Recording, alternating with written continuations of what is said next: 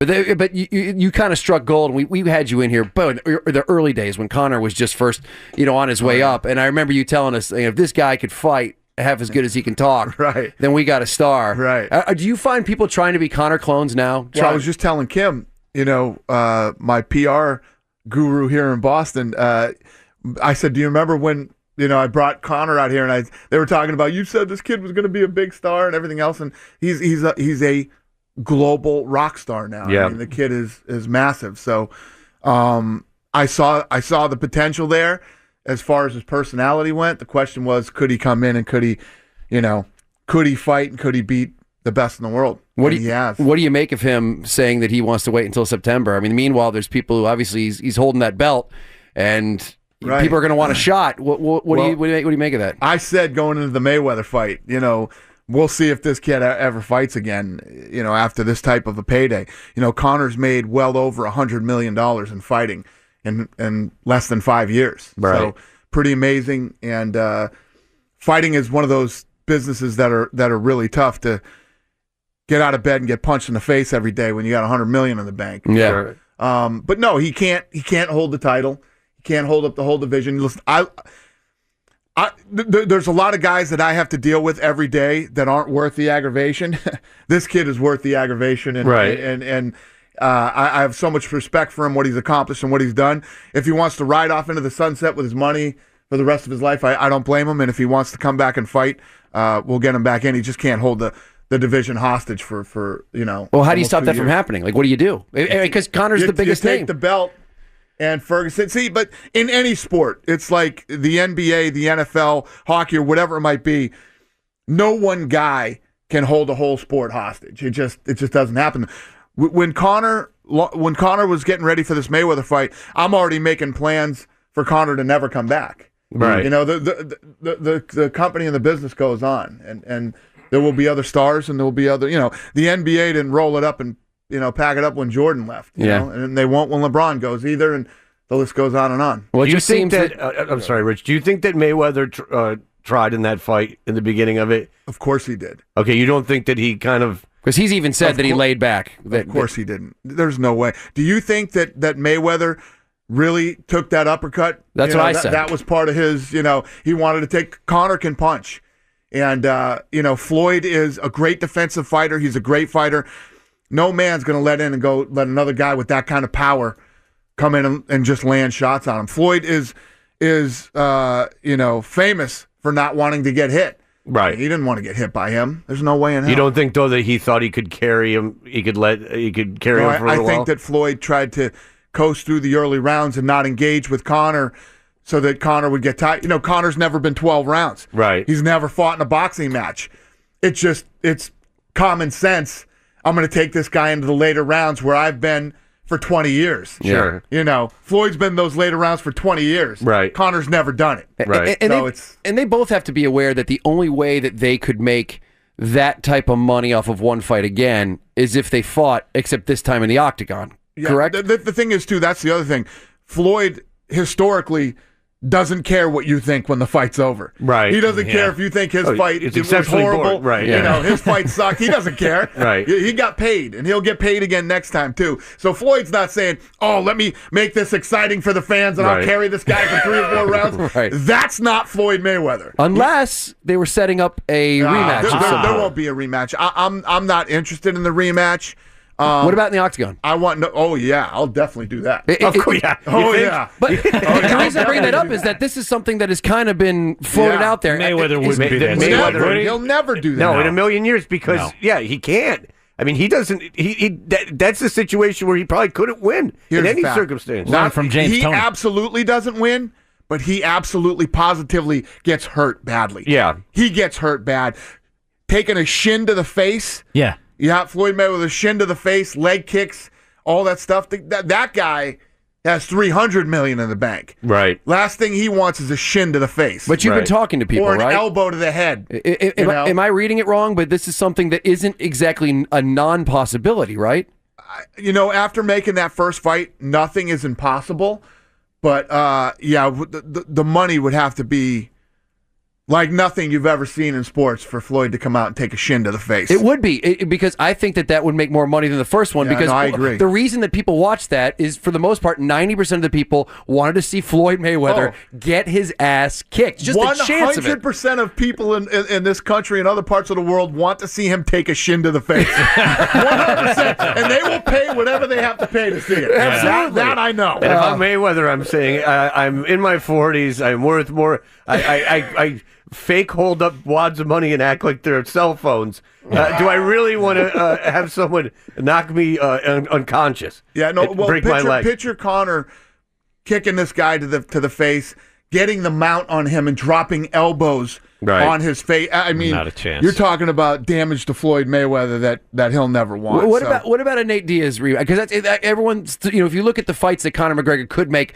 extremely good money, not Floyd Mayweather in the octagon money, but everyone wants to see a Nate Diaz. I'm going to tell you guys right now, I'm taking him to the game tomorrow night at Khabib.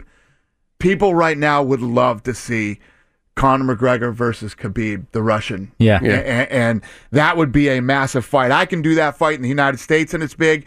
And if I did that fight in Russia, there isn't a stadium big enough in the country for that fight. For people who don't know this guy, for the casual fan, can you tell us a little bit about him? Khabib Nurmagomedov, and he's a Russian, and he literally just fought this guy who is a literal badass, this Brazilian.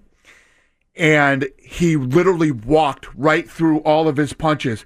The Brazilian hit him with a shin kick to the head, walked right through it, hitting him with grabbed him, put him on the ground, and absolutely destroyed him in this fight. And he does that to everybody he fights. And everybody has been waiting to see a fight with him and Conor. People believe that this guy will maul Conor McGregor. But that's what people always believe about Conor. Conor has gone into every fight that he's ever fought in the UFC, even the last fight with Eddie Alvarez. Joe Rogan picked Eddie Alvarez to win that fight, and everybody else did, and Conor made it look easy. Then Eddie Alvarez turns around, I don't know if you guys saw the fight with Justin Gaethje. One of the sickest fights you will ever see. Crazy. Toe-to-toe. And they went for 3 rounds, and then finally Alvarez knocks out Justin Gaethje, who was 18-0. Conor made it look easy when he fought Eddie Alvarez. Conor McGregor is an incredible fighter who does not get the credit he deserves because he talks so much. People think he's all talk. He destroyed Jose Aldo in 13 seconds. Yeah. Nobody else has ever done that to Jose Aldo. Yeah, and I think Nurmagomedov, the fight against Edson Barboza that you're talking about, that just happened. Exactly. People will say, hey, if you fight Nurmagomedov, you can fight him on the feet, you might be able to damage him, and I think he damaged some of that thought now going into a possible fight with McGregor. Is Ferguson Nurmagomedov going to happen? Yes. That fight is going to happen. Look at you. You know your stuff. That's why he's here. Exactly right. He's sitting to your left. He's in here to go over everyone's heads in their audience. There it is. So, yes, that fight will happen. Brooklyn? That fight. Yes. Look at you. Nice. Wow, this is refreshing. I am obsessed, and I'm going to ask you a question that is not educated. I'm not surrounded by 3 dumbasses. Sorry, guys, I'm done here. And to your right is the dumbass who's about to ask a really stupid question. Do you have people, Dana, on the, like, I got to think that there's people come up to you all the time and thinking that they can fight. Do you ever get any of these, like, I'm thinking Uncle Rico from Napoleon Dynamite type audition videos that people give you? So that's funny, yes. But where that really happens a lot is when we do tryouts for The Ultimate Fighter. Okay. You should see the guys and the girls that show up for The Ultimate Fighter. It's pretty fun. Do you keep any of these audition videos just for your own personal enjoyment to laugh at? We thought about doing a show that where we had the auditions. And we just never have. But yeah, America's worst UFC audition. Well, it's like American Idol. When they do the people that show up, we have those kind of kooks that show up too. Like a lot of backyard wrestling, like guys just like breaking tables in their back, like Buffalo Bills fans, essentially. Yeah. Tailgating outside. Absolutely. All right. Well, you know what we were talking about? When we were talking about, and he'll know this, but when we were talking about NFL players playing, do you guys have any idea the man that is involved in the heavyweight fight this weekend and what's going on? Are you talking about Ngannou? Francis Ngannou? Oh, he was in studio with us. He's a monster. Right. So right that guy looked like the heavyweight champion of something, or an NFL player, or like, the guy is a beast. Like Cormier was in here, he just kind of looks like a dude, you know. Right. But I've seen him fight, and he's a monster. Right. And Ngannou comes in here, and he's an action figure. Yeah, it was kind of unfair to have Cormier next to him. Cormier looked like it was like the movie 120 It was like the movie pounds. Twins almost. I know. You know, Cormier didn't look like he was 120 120 pounds. Right. No, he looks like he was plenty big. But Ngannou is a monster. You're right. You know, Daniel Cormier is an absolute machine, but doesn't look the part. No. You know? And Ngannou looks the part and is the part. The punch that he landed on Alistair Overeem almost beheaded him. It's one of the craziest. Like when you see it's like a knockout you see in a movie that's like, that would never happen in real life. It actually happened in real life with Francis Ngannou. This is probably the best heavyweight championship fight we have ever had, because Stipe Miocic is on the road to breaking the title defense record and knocks everybody out himself. This fight is ridiculous this weekend here in Boston. Dana, Miocic said the other day that he thought you guys wanted him to lose. What's going on with that?